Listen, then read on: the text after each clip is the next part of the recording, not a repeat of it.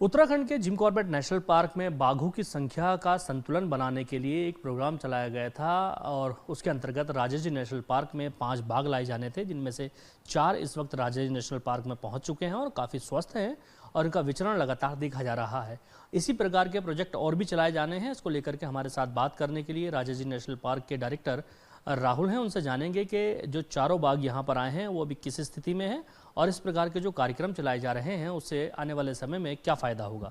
Sir, अभी आपके पास 4 बाघ कॉर्बेट नेशनल पार्क से आ चुके हैं, तो इससे क्या आपको लगता है कि जो इस प्रकार के कार्यक्रम चलाए जा रहे हैं उससे वाइल्ड लाइफ को कितना फ़ायदा होगा?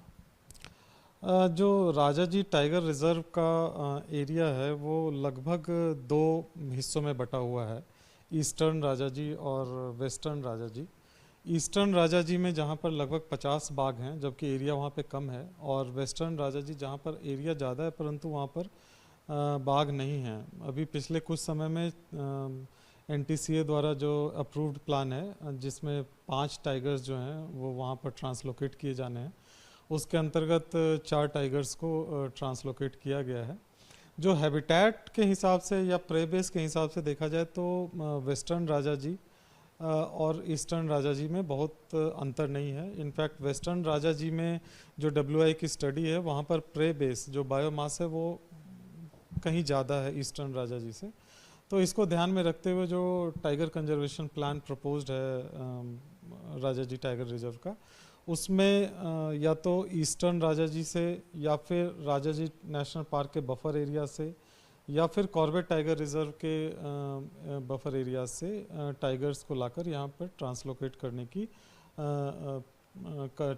करने का प्रस्ताव रखा गया है। तो इसमें जैसे ही NTCA से अप्रूवल होगा और चीफ वाइल्ड वार्डन के इसमें अनुमति या निर्देश प्राप्त होंगे, उसके अनुसार इसमें कार्रवाई की जाएगी और एक ऐसा नंबर टाइगर रिज़र्व के वेस्टर्न पार्ट में ट्रांसलोकेट करने की कोशिश की जाएगी ताकि वहाँ पर एक सस्टेनेबल नंबर्स किया जा सके। सर, इस प्रकार की जो योजनाएं हैं इनसे वाइल्ड लाइफ को तो फ़ायदा होगा ही, साथ ही जिस तरह से माननीय मुख्यमंत्री जी का कहना है कि हम पर्यटन गतिविधियों को बढ़ाना चाहते हैं, तो राजाजी नेशनल पार्क में इस प्रकार की योजनाओं से पर्यटन गतिविधियों को कितना फ़ायदा होने वाला है?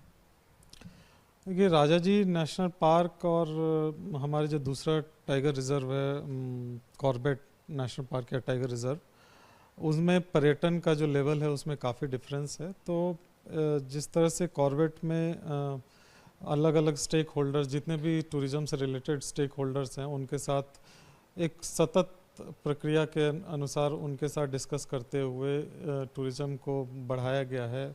एक लंबे टाइम फ्रेम में ये कार्रवाई की गई है, तो उसी तरह की कार्रवाई, उसी तरह की चीज़ें जो है राजाजी टाइगर रिज़र्व में भी की जा सकती है, क्योंकि जो ईस्टर्न राजाजी टाइगर रिज़र्व है उसमें टाइगर डेंसिटी जो है वो ऑलमोस्ट सेम है और जो हैबिटेट है वो तो सेम है, तराई आर्क लैंडस्केप का हैबिटेट है। तो टूरिज़्म की गतिविधि जो है इस एरिया में भी एक अच्छे लेवल पे की जा सकती है। उसके लिए सभी स्टेक होल्डर्स के साथ बैठ के एक लंबे समय तक एक सस्टेनेबल एफर्ट करने की आवश्यकता है।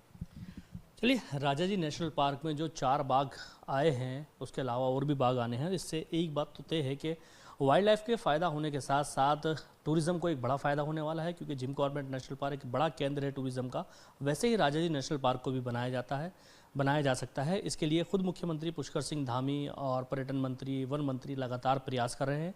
इस योजना के धरातल पर उतरने के बाद एक बात तो तय है कि राजाजी नेशनल पार्क में भी पर्यटन गतिविधियां तेजी से बढ़ने वाली हैं। Danish Khan, ABP live, Dehradun. For exclusive and insightful videos, subscribe to our new channel ABP Live Premium.